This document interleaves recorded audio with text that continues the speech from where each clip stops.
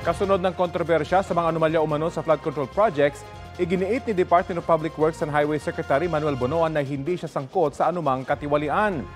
Si Senate President Chis Escudero naman nagbantang ipaa-aresto ang mga kontraktor na hindi pa rin dadalo sa hearing ng Blue Ribbon Committee.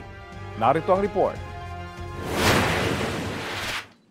May babala si Senate President Chis Escudero sa mga kontraktor na mangi-isnab sa sabpina para sa pagdinig ng Senate Blue Ribbon Committee ukol sa flood control project sa September 1. Kung hindi nga nila susundin ang sabpina ng Senado, ang susunod na doon ay arrest warrant na hindi ako mag-aatubiling pirmahan kung hindi sila pupunta at magpapakita dito sa patawag ng Senado. 10 sa pinakamalalaking kontratista ng flood control projects ng gobyerno ang sinabpina ng Senado matapos isnabi ng una nitong pagdinig. Kabilang sa iniimbestigahan ang aligasyong naging bagmen at legmen o ano ng mga kontratista ang ilang district engineer ng DPWH. Kasunod yan ang tangkang panunuhol umano ng isang district engineer kay Batangas 1st District Representative Leandro Leviste. Tingin ni Senador Raffy Tulfo, malawakan ang sindikato sa mga district engineering office. Dapat makasuhan siya dahil nag-iimbestiga, inimbestigan sila sa mga kalukuhan and then manunuhol sila. Yan naman talagang gawain ng mga karamihan sa mga lolongan, karamihan sa mga kota. Para makaiwas sila doon sa kaso at kahiyan, nagpa-prime sila. I think it's widespread. Kaya nga sa mga susunod na hearing sa Blue Ribbon, so ma-identify kung sino yung mga district engineer na kailangan imbestigar. Kumbinsido si Senador Amy Marcos na malakas ang loob ng mga district engineer at contractor dahil may malaking tao sa likod nila. Ako ay nanghihinayang kay Secretary Bonoan sa napakaraming mahuhusay na USEC, RD, DE. Huwag nating lahatin. Kailangan kilalanin na talaga yung DPWH ay isa sa mga department ng ating gobyerno na halos lahat seso. Lahat yan qualified. Dami-daming exam, ang dami-daming drone, sangkatutak na requirement.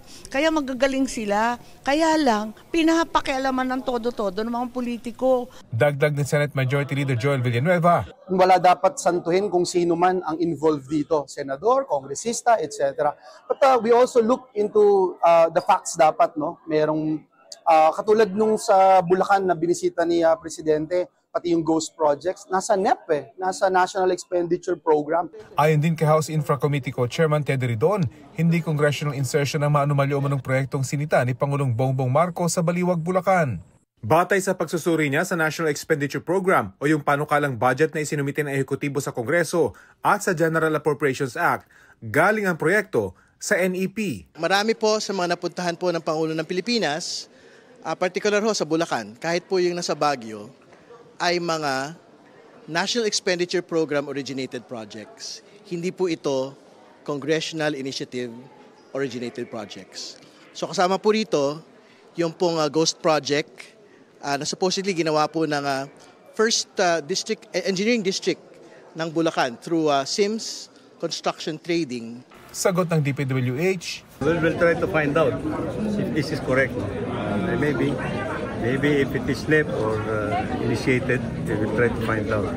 Pero for as long as it is ghost project, then we will have to file the necessary charges against those who are included in it. They have issued the preventive suspension of the district offices involved in yung ghost projects. Kasama sa ipatatawag ng komite sa kanilang investigasyon ang top 15 contractors na binanggit ng Pangulo at mga opisyal ng DPWH, Commission on Audit at BIR.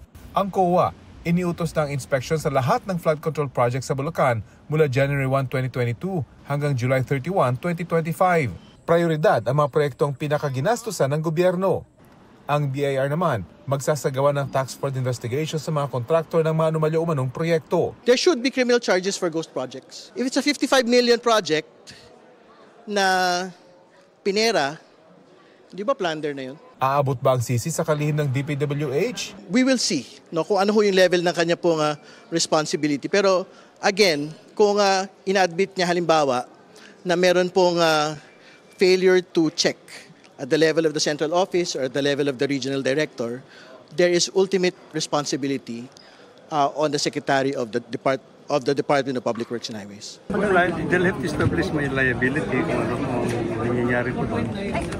Pero sir, at this point in time, you are confident, you can confidently say you did not benefit from any infrastructure project? wala pong corruption on Absolutely, on my your part. end? No, I don't even have to tolerate this.